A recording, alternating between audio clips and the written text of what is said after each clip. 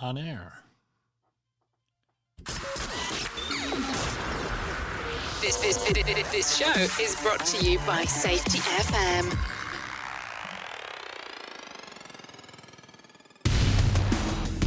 Welcome to Safety Wars Live for Thursday, October 13, 2022. Welcome to the show. We're broadcasting from Clarkstown, New York, and the border of liberty and prosperity and the highway to the north.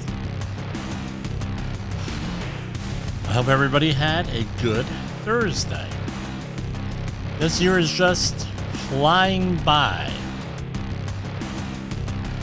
In case you don't know, my name is Jim Polzel, your dedicated host of these airwaves.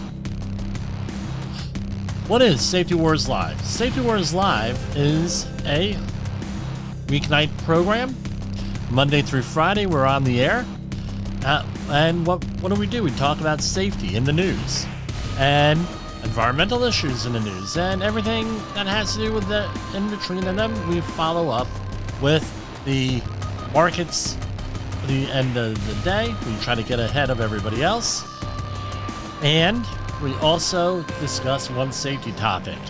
Unfortunately, last night, our topic on Permit Required Confined Spaces was very prescient because there was some stuff coming out of OSHA on Permit Required Confined Spaces on one specific one where someone passed away, and that confined space is one of the big ones for discussion. So we're going to be delving back into confined spaces because there's a lot of debate as to what's a confined space or not in some weird things. And this is actually I'm going to be following this situation when we talk about it, because this is going to be one of those things that may change the industry a little bit on what we're calling a permit required confined space. So, we are broadcasting live on safetyfm.com, Monday through Friday, 8 p.m. to 9 p.m. Eastern Standard Time.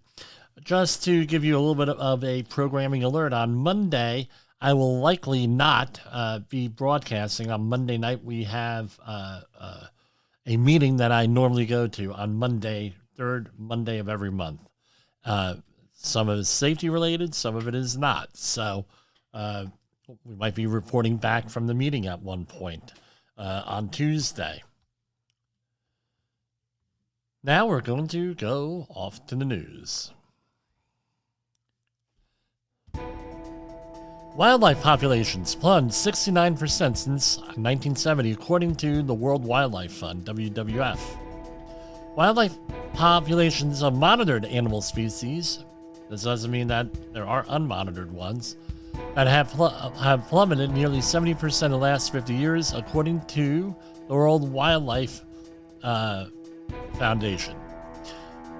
They basically went through 32,000 populations of more than 5,000 species of mammals, birds, amphibians, reptiles, and fish, and noticed that everything is going down. And areas like Latin America and Caribbean, which are heavy duty into biodiversity, because those are some of the last areas touched in the world, the figure for animal population loss is as high as 94%. Basically, what does it mean for us? So in the environmental industry or movement, whatever we're going to call it, there is a philosophy here with biodiversity, and biodiversity means health or an ecosystem. There are more resources, things being more diverse, means it's not only aesthetically pleasing or anything like that, but that means that you have a lot of resources. It's similar to mineral resources, where you use up all the mineral resources of one type. There are usually there's repercussions. Same thing with biodiversity, where there are a lot of our medications come originally from plants, and some from animals, weird things like that. So it's a big thing. So even, let's say, the horseshoe crab. Right, let's take it, and I know one of our listeners is a researcher in horseshoe crabs, and it's one of her passions. Horseshoe crab blood is used for medical testing. Yes, horseshoe crabs, yes.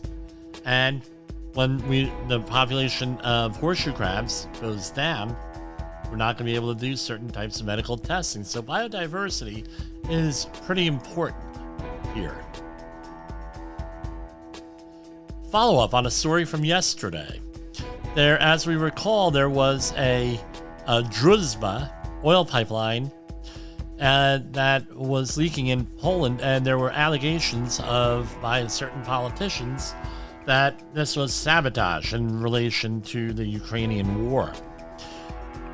Turns out that they've done a little bit more investigation. Like I said yesterday, stuff has to be investigated before we start going off half-cocked here. And, basically half-cocked and making all different allegations, especially when we have people threatening nuclear war. And it turns out that according to published reports, that it seems to be lack of maintenance of some sort or something else that's not related to third-party sabotage. Well, they should probably continue to investigate this and stop yelling and screaming that it's sabotage when it may not be sabotage. Things leak all the time. Doesn't mean that they're sabotage. That's why you got to do investigations. Story coming out of Ireland here. A journal, and I'm having problems figuring out what journal this is. But the study primary author is Susan Byrne and several other authors, and something called the Coral Study Group. So it comes down to this: mass lockdowns, right? And the cohort of babies born during those lockdowns related to COVID missed the opportunity of meeting a normal social circle of people outside the family home. And this has led, the social isolation has impacted social communication skills in babies born during the pandemic compared with previous cohorts. Pretty important here. What they're hoping is that babies are very resilient and they're going to be able to go and adapt to this over their lifetimes. I don't know. Take it from someone who was very socially isolated in those years with my birth defect, cleft palate. It's a little bit hard to catch up on a lot of these social things. Even today, I miss on social cues and things of that nature. Thank God I have a very understanding wife, for that matter.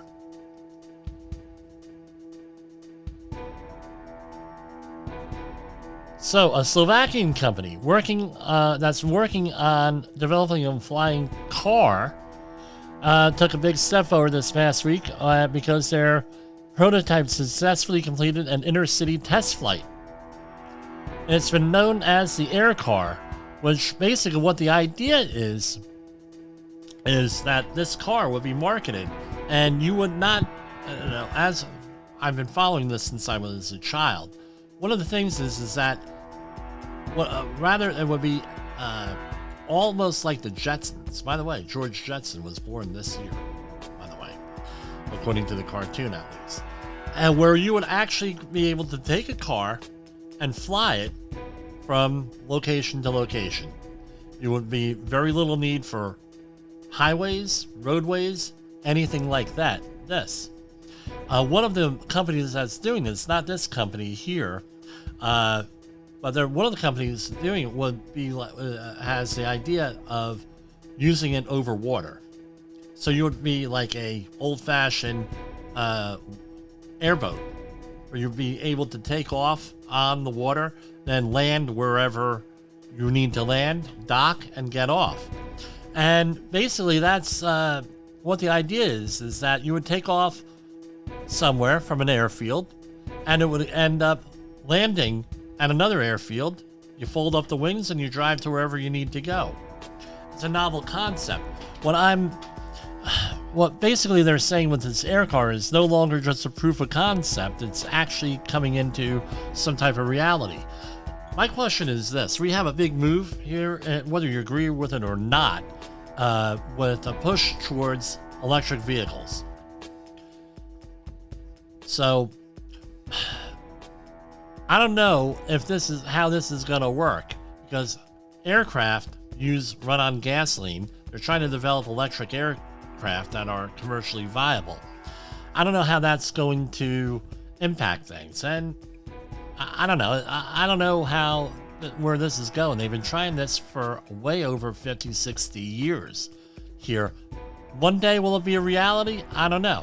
I guess you're going to need somebody like an Elon Musk to take this whole thing there, take the bull by the horns and get it moving. Astronomers studying the after effects of NASA's recent tests of a planetary defense system have determined that the mission was a smashing success, as it managed to significantly alter the movement of an asteroid. So, NASA, a couple of weeks ago, right, they, and this thing's been in development for years, they smashed an asteroid. And the asteroid's name is Dimorphos, right, hoping that impacting this is going to, and this asteroid is relatively small, about 560 feet, or to be disrupted in the orbit. My question is this: did they disrupt the orbit, and now we're going to have a problem with this thing running into us? I don't know, along with all the other problems. That's a good question with this, but they considered it a success. Wall Street Journal today. Let's get the numbers here. So Dow Jones Industrial is up today, closed up 30,038. It's up, back up above 30,000. S&P 500 3669.91. Nasdaq is up 10,049.15. Russell 2000 1728.41. The 10-year Treasury is trading at 3.968. That's down. Bitcoin is down at 19,361. Crude oil came slightly down to 88.97. Moving on to the precious metal markets. Gold is at 1673. It's down slightly. Silver down slightly, 1911. Platinum is up 19.18. And palladium is down 2.149.50. I don't know. Here's my question here. Long-term investment, I'm always told, and again, I'm not an investment provider, that an investment guy here. I'm not, I'm just asking a question. I'm not making a recommendation. I was always told don't invest in platinum because eventually the price is going to fall, and those predictions turned out to be correct back from the early 2000s. My question is this. We're getting reports every day on catalytic converter thefts from cars. So catalytic converters are in large part platinum. I'll have to have platinum balls on them. People are stealing them from like parked cars. So it's like you go up get up in the morning, go out to your car to start it up to go to work, and guess what? There's no freaking exhaust system. I don't imagine wake up all the neighbors and everything. Is that impacting the price of platinum? Because why didn't we see this many years ago when platinum was up around $1,800 or $1,900? We didn't hear. Every once in a while you'd hear about that, but why is this now? Stealing. Are people that desperate for money, or some people just figured this out? I don't know. That's always been a question. We're going to take a break, and we will be back after the break. In the professional safety community, communication and planning are just a few keys to your program's success. The question many practitioners have is, where do I start? Dr. Jay Allen, the creator of the Safety FM platform and host of the Rated R Safety Show, has built a global foundation to help you along the way. Go to safetyfm.com and listen to some of the industry's best and most involved professionals, including Blaine Hoffman with the Safety Pro, Sam Goodman with the Hop Nerd, Sheldon Primus with the Safety Consultant, Jim Pozell with Safety Wars, Emily Elrod with Unapologetically Bold, and many others.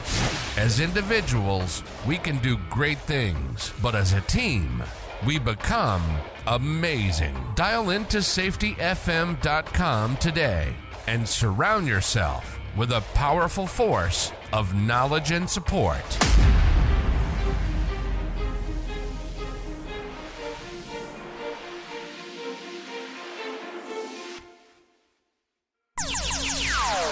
Safety Wars is streaming now. safetyfm.com. And we are back. We're going to start now with our OSHA stuff right off of... Where am I getting this information on OSHA? So usually once or twice a week, I go into the OSHA news release region, and tonight we're going to be reading from Region 4 News.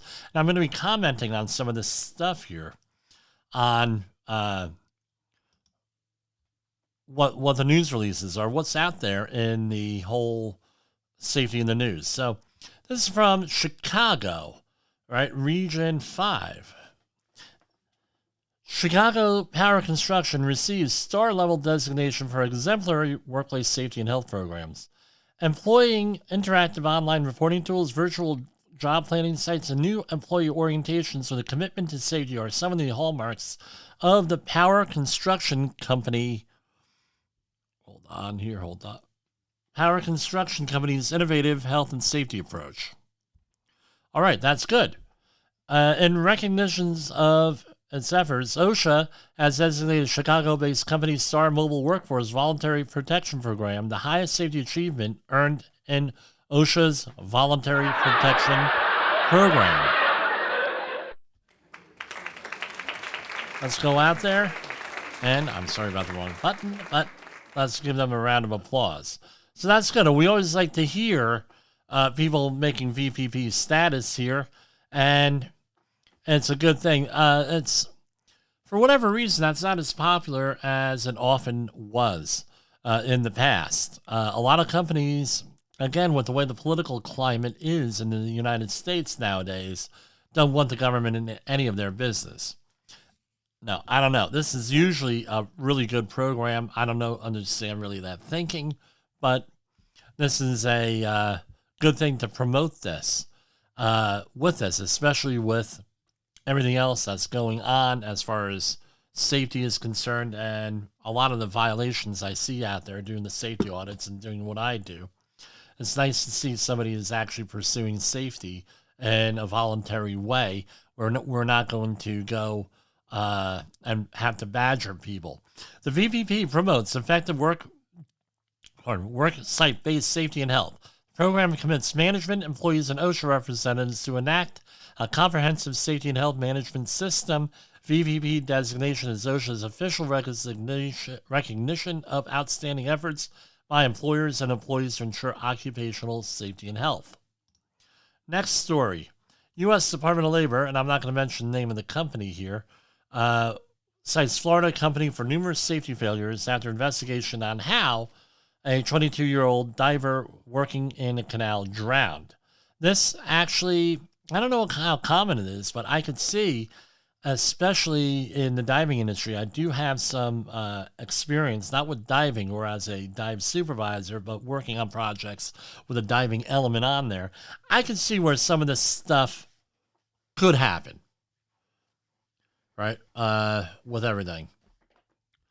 So, working at the bottom of a canal on April 4th, 2022, and again, this is 6 months after the fact, right? A young diver was removing sand with an industrial vacuum to restore an embankment project when sediment above him collapsed onto him, leaving the 22-year-old worker trapped until he drowned. Horrible. So this is more or less like an underwater excavation, is what I'm looking at here. Right, and it's with hypersaturated soil. So obviously this would be obvious now to us, this would be prone to some type of excavation collapse. That's how I would treat this. So what were some of the violations. They sound like they're all general duty violations of some sort, and there's a proposed 2 willful and 10 serious violations. Because now, from what I understand with the dive, and I've read the regulation, there's really not a lot in here for divers. I'm going to go right now, if you'll forgive me. Let me go to OSHA.gov and standards. All right, laws and regulations. And this would probably be construction, I would define it as. And we have, let's do the edit, find. And it will be diving. So we're looking at subpart Y here in 1926 subpart Y. And what do we have? 1926 1071, nothing, no help. Definitions, nothing in here. They say go to the 1910.402. So they're identical, 1910.402 and this one. Qualifications, go to 1910.402.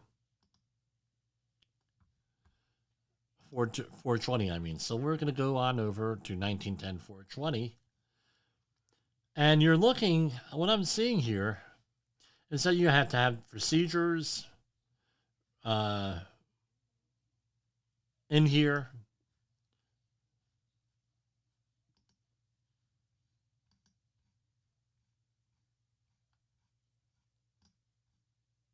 Pardon me, I know we're dead air time. So it's 1910 subpart T.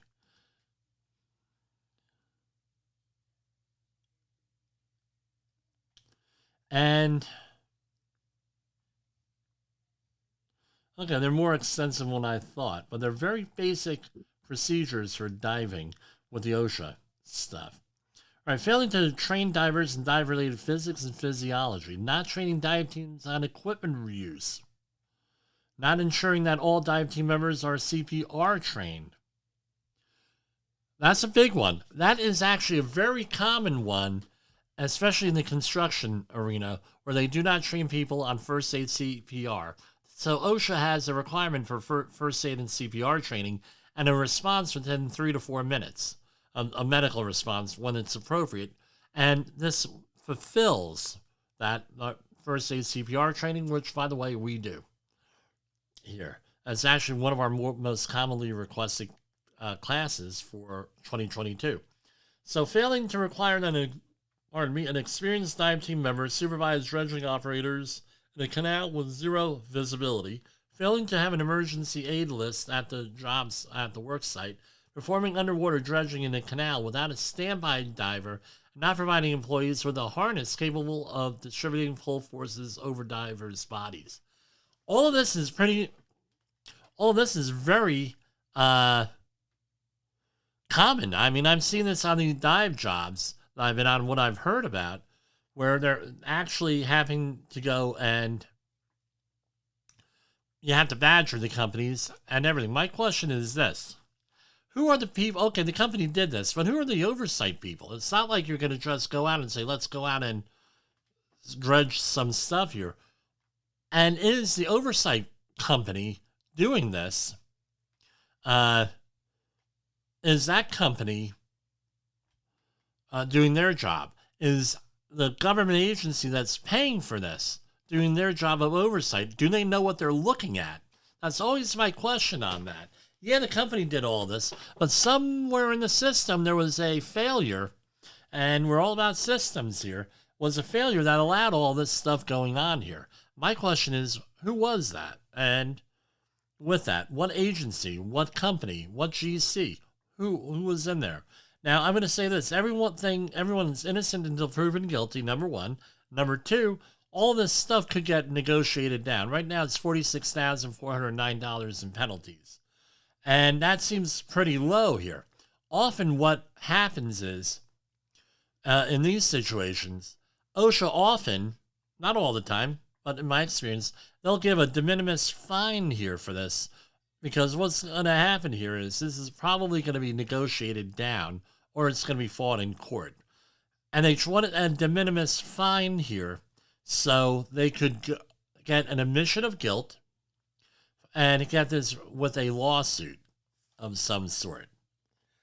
It's often with this. So that may be what's going on here. I'm not sure. But it seems pretty low to me, $46,409 in penalties. My opinion here, my professional opinion. And opinions are like noses. Everyone has one and they all smell. Except for one family member of mine, he has no sense of smell. And you know who you are. I don't know. It's like this. You have to do the assessment and make sure the job is set up properly. It's very frustrating to me for you reading this. I will be sending this out to a client in due course. Now, back to what I tell you. Let's take a little break here because this is gonna be a longer discussion that we're gonna have. Is your safety training old, stale, and hackneyed? Is your safety trainer still preaching a warped version of behavior-based safety? How about safety training that actually addresses your hazards in your workplaces and is not standardized baloney from 25 years ago? Contact the Safety Wars team at safetywars.com or call Jim Posel at 845-269-5772. Remember, if you're receiving this message, you are the solution to unsafe workplaces. So just to back that up, we've gotten a lot of interest in our company, and because of this podcast, I want to, or live broadcast now, which is uploaded to the Safety Wars podcasting platform, which is available, I'm told, in 32 countries, plus Poland. Poland's a country, I get it, but primarily across the UK and North America. And thank you for listening. We really appreciate it. If you're interested in working with us, please give us a call, 845-269-5772, or contact me at jim@safetywars.com. We'll set up an appointment, a consultation with you remotely, and then we'll figure out if you have a need for what we do. We do everything here. We do safety training. We're OSHA outreach trainers in all 4 disciplines: general industry, construction, maritime, and disaster response worker. We also, today I was doing a fall protection competent person training class. We were heavy duty into that, so that's one of our major requests, and also first aid CPR type stuff. We do a lot of that here. Like I said, it's our most common thing. Here, anything that you need to do, we'll probably do the training on. And I'm not begging here. I'm just saying, no, this is what we do. So this is out of Savannah, Georgia. Again, this is right from the OSHA website. And it is related to what we were talking about last night with the permit required confined spaces. So there's always a question, and back in the day, we always used to get this question. I don't get it too often anymore. Is a crawl space a permit required confined space? And I always give the consultant answer. What's the consultant answer? What do you think that is? The consultant answer is maybe, maybe not. We have to look and see what exactly we are dealing with here before we're going to make a determination whether something is a permit required confined space or not. Another area that people ask, oh, no, is this a permit required confined space? And that is the attics. Are attics permit required confined spaces? And I always give the consultant answer. Maybe, maybe not. It all depends on what you're doing. So this case here, this is probably going to be one that's going to be one to follow here, because this is actually what the I'm doing 2 things at one time here. That might settle some of this debate here. So, a federal workplace safety investigation into how an employee suffered a fatal electrocution while digging a shallow drainage trench under a home has found that a Savannah crawl space remediation company might have prevented the incident by following required safety standards. Well, yeah, that's what they say on all this stuff, all right? You, OSHA determined that a 32-year-old lead repair technician employed by a company came into contact with an electrical line in April as they installed a drain to remove accumulating water. OSHA cited the company, and again, they're innocent till proven guilty, and things get negotiated down and settled. So this is the initial. This may not mean anything. May for not making sure to de-energize electrical lines before allowing employees to work and dig within the danger zone, which exposed workers to electrical shock hazards. The company also failed to train employees to recognize and avoid unsafe conditions, did not provide personal protective equipment for working in a confined space, and failed to identify all permit required confined spaces. And OSHA has proposed $31,000 and change in penalties. Okay, so what's the right? So you could do a little bit of a deep dive here into this, meaning you in today's age, in today's time, is you click twice and you come up with the actual citation notice. So what are we looking here? We have the employer. This is they're considering this construction. So we talked about the permit construction confined spaces last night. So how do you know you're in the construction area? The 1926 regulations is that you have to go and look at what the definition of construction is. And the definition of construction is, hold on, let me get this out right here. Sorry, I don't have this up front, but this is like stream of consciousness often. So, construction is defined as construction, demolition, right, painting, and decorating. Is essentially what construction is defined as. In this case, they're excavating. Excavating almost always is construction. Plus, they're installing something in there. They're not maintaining it, so this is construction. So the employee, this is 1926.21, the employee at B2, the employer did not instruct each employee in the recognition or an avoidance of unsafe conditions and the regulations applicable to his work.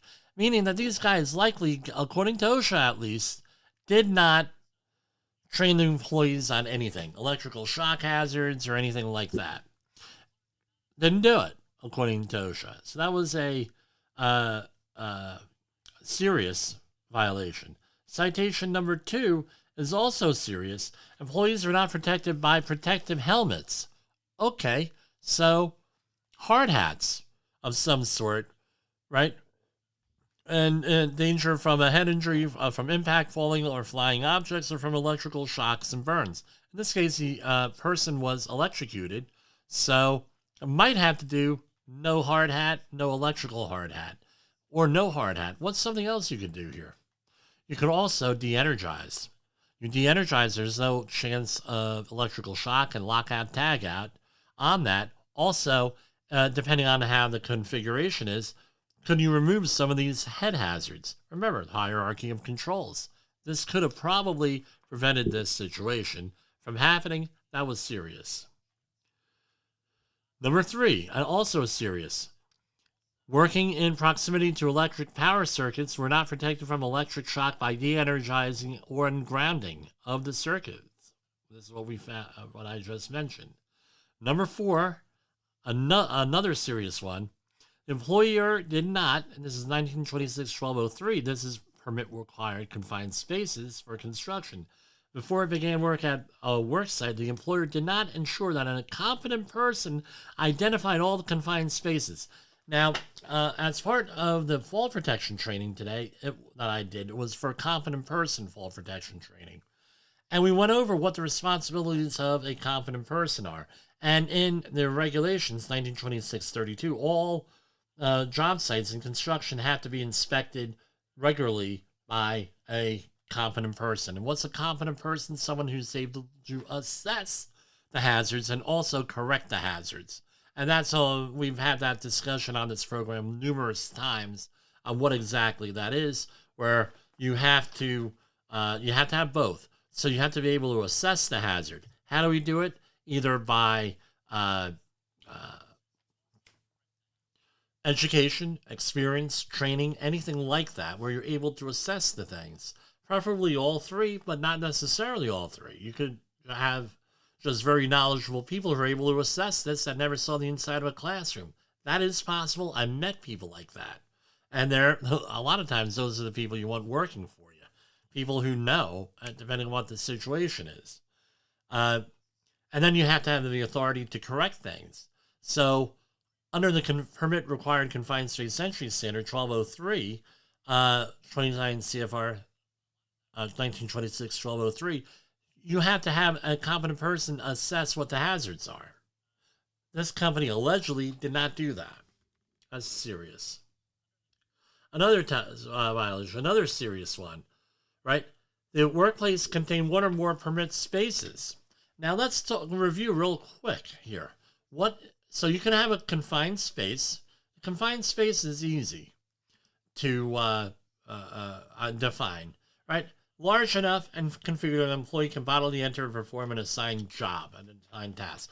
Has limited or restricted means for entry and exit. It's not designed for continuous human occupancy. That's a confined space. What is a confined space? And what happens? You just got to work safely and assess your hazards and everything else with a confined space. Now, let's say that you have what's a permit required confined space. A permit required confined space has something else going on here. A hazardous atmosphere, engulfing materials, converging walls, or some type of other safety hazard that is associated with a permit required confined space.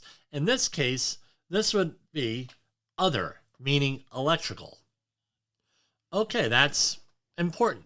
That's what it turned out to be. But you don't want to use your employee as an indicator of an unsafe condition, right? Getting killed here. Another one, item number 5, the employer did not provide training under the permit required confined space. Wow, by the way, we supply that, right? So the employer did not ensure that the employee possessed the understanding, knowledge, and skills necessary for the safe performance of duties assigned under this standard.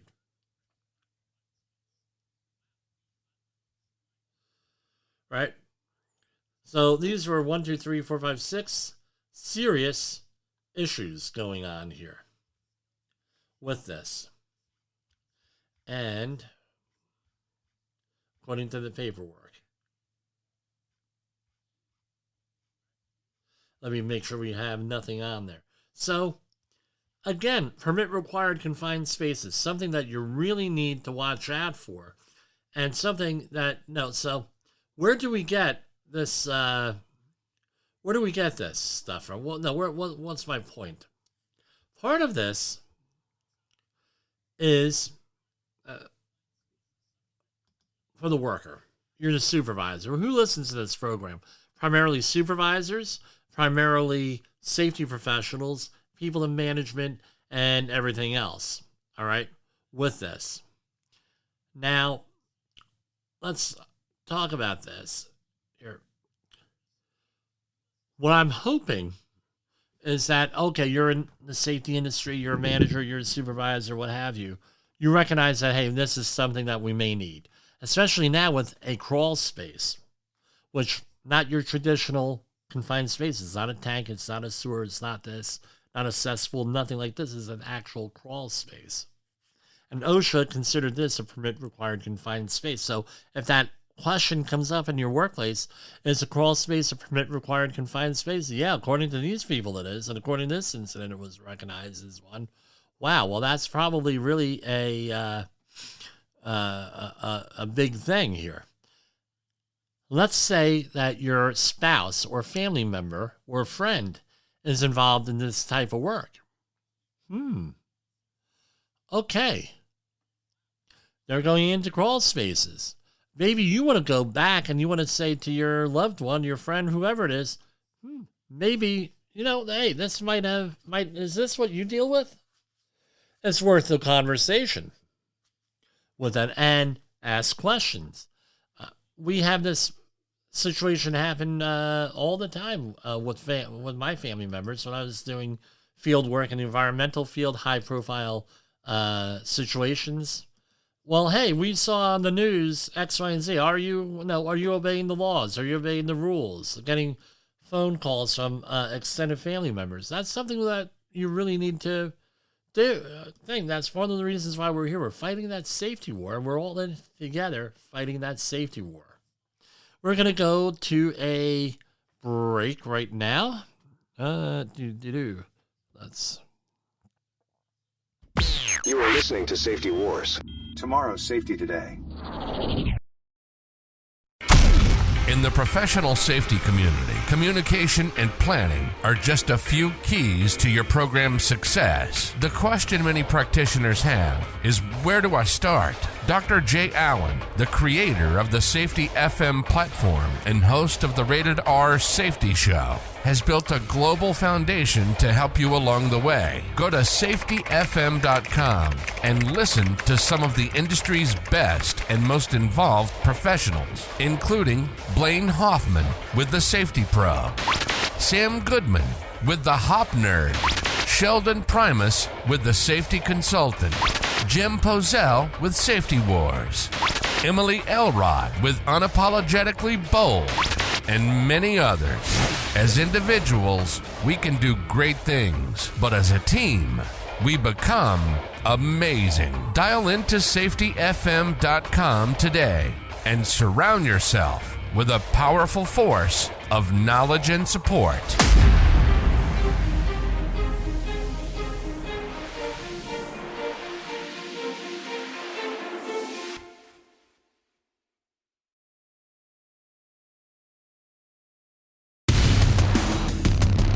Okay, we are back with Safety Wars live. And we're talking about permit required confined spaces. Something you really know, in hindsight, something you really need to consider.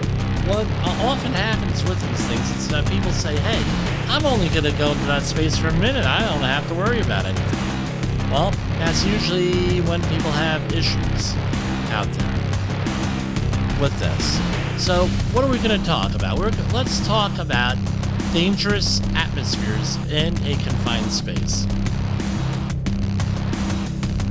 So, you're a confident person. You're doing whatever you're doing, whatever kind of work. You identify it as a permit required confined space. And you say, hey, it's permit required confined space. It's not in the maritime field. It's not a ship. It's something else. What are some of the common atmospheric hazards that you're going to see in a permit required confined space? And there are all usually right on the regulation. There's a couple of them right off the bat and from just prior experience that are standard. The number one thing you have to worry about is oxygen deficiency. What's the issue with oxygen deficiency? If you have an oxygen deficient atmosphere, oxygen is the elixir of life. And without oxygen, you cannot breathe and you can not do anything, and eventually it will lead to your death. So, normal oxygen is 20.9%, right? That's what it is, or 209,000 parts per million. OSHA, hold on, right? So OSHA essentially, anything less than 19.5% is considered low oxygen, and it's the percentage. So you can even go from different altitudes, and the percentages generally are the same, because you say, well, what difference does that make? Higher altitude, less air. Air is thinner, less dense. But it's still, the percentages are still there. And once you start to get to 10 to 19%, and it's an increasing part of this, right? 10 to 19.5%, or 100,000 to 195,000, right? Now you have an increased breathing rate, accelerated heartbeat, impaired thinking, and coordination. If it starts to get down that low, other things, you have blue lips, you have tinnitus, ringing of the ears. This is why it's important for that confined space entry attendant to monitor the space and monitor exactly what's going on between 10 and 19% so you can observe what people are doing. So once you start to get, so this is what happens. You go out there with the air monitoring equipment and, hey, 20.9%, you're great. Once you start to get below 19.5%, and what could cause that? Right? Let's say you're in this space and it starts going low. Just you exhaling, or the job activities, or maybe you're doing some type of activity in there, could displace the oxygen. Could happen. More commonly, before you even go into that space, you're supposed to air monitor the space, and you're going to do oxygen, a lower explosive limit, typically hydrogen sulfide and carbon monoxide. Those are the four. So, with all this stuff here, with the once you start to get under 19.5%, and you get some companies out there, 19%, you're good. It's 19, there's wiggle room on here and everything else. You have increasing illnesses, and that's what you hear, and it's illegal and it's wrong. Once you start to get into 10 or 11%, chances are one breath and you're going to probably pass out automatically. That's what it comes down to. Once you get to 6 to 10%, nausea, vomiting, lethargy leading to unconsciousness. That unconsciousness, in my experience, happens, boom, at an instant. And less than 6% convulsions and cessation of breathing, cardiac arrest, less than 6%. Could be all different types of reasons why you could have low oxygen in there. But what the point is, it's got to be monitored. And back in the day when we did not have combined monitors, so now you have a 3-gas. When we got 3-gas monitors, holy crap, were we happy. Well, now we don't have to carry around 3 meters. But basically, without oxygen, that meter does not work, because a lot of these meters work on combustibility. So without oxygen, guess what? Meters do not work. And you're going to say, well, that means no LEL, no CO, no, my understanding, no CO. If I'm wrong, please correct me. No H2S. Everything's not going to be reading right. So oxygen is the most important. The next one is, let's go back to oxygen. Let's say that you have too much oxygen. So I was reading an article last week that in the past, we're talking eons ago, with like the dinosaurs, you have millions of years ago, the oxygen concentration of the earth was actually much higher. It was, they think, up to about 28%. That also presents a hazard. So for a long time, ozone generators used to be very popular in homes. There were a couple of companies out there selling them. And where you put actual ozone, meaning O3, not O2, like in the air, into the atmosphere. And it would be used as a deodorizer and everything else. But the company always said, don't really put this on if you're going to be in the room, right? That was one of the things. Okay, neither here nor there, we're not going to debate this. And what happens is you would get a shortness of breath, chest pain, and everything else just from that, right? Either from the exposure to ozone, and you have a higher oxygen content. And a similar thing happens with, in this case, with an oxygen-enriched atmosphere. At 28.5%, I'm told that the human body cannot survive that. And so back here with the dinosaurs and things like that, all those millions of years ago and everything, hundreds of millions of years ago, chances are we would not be living that long if we were able to transport into time and go back there. The oxygen levels are too high. The other thing is this. It promotes a second condition that we have, which is fire. So we remember the 4 parts of it used to be fire triangle, and then it became the tetrahedron, where the fire triangle, you have oxygen, you have, or an oxidizer, to be more, not necessarily in the air, oxygen, but not necessary, some type of oxidizer, a fuel, and some type of energy. meaning some type of an ignition source in there. It could be if you're dealing with a shock sensitive item and it's shock sensitive and you drop it and it hits the floor, what do you think happens? Now that's enough energy where you can set off an explosion with that, or set off a reaction. As they got on with things, and it's a very interesting history I'm not going to go into, but as it progressed and fire science progressed, they came out with what's called the fire tetrahedron, where you have a fourth part of this model here, so tetrahedron, pyramid of sorts, think of it, and that is a chemical reaction where free radicals are able to react, and as this becomes a self-sustained reaction, a self-igniting thing, and you have a fire. All right, so you add more oxygen or more of an oxidizer into the system, now you're going to be more likely to have a fire. And the second thing you're going to monitor for by law versus oxygen is lower explosive limit or lower flammability range. So for example, you have the LEL of carbon monoxide, or it can be LEL of gasoline, let's say. All right, so we got our book out here. Okay, the LEL of flammable gases and vapors. So for gasoline, let's see here. I have the book out. Gasoline, the concentration is 1.2. So an LEL is 1.2. That's a lower explosive limit. So that means, what's the parts per million on there? That is 12,000, roughly.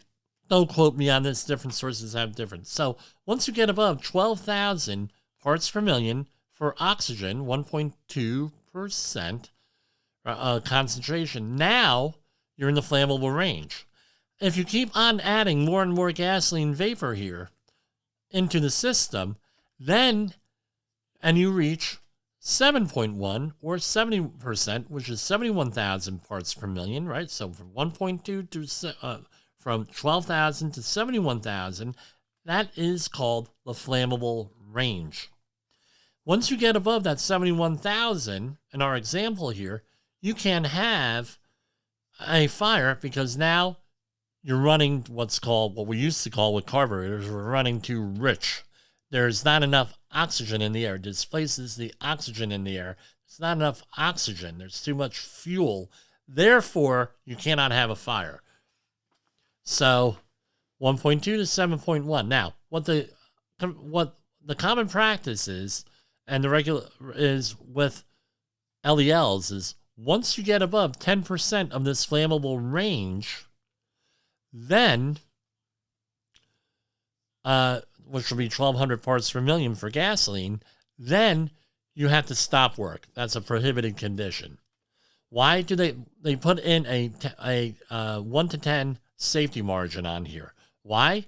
Because the next thing I'm going to tell you, most of the time, this equipment ain't freaking calibrated, meaning it's not even gone through a functional test, bump test, or anything. Companies don't like doing this. Now it's a little bit easier because now you got the fancy docking stations and everything to do calibration and everything with it. But often companies don't do that, number one. And number two, they're only calibrated with one type of gas, heptane, hexane, even things like that. And different things are going to react differently with the gas and everything else, different types of gases. So they put in a big safety margin here.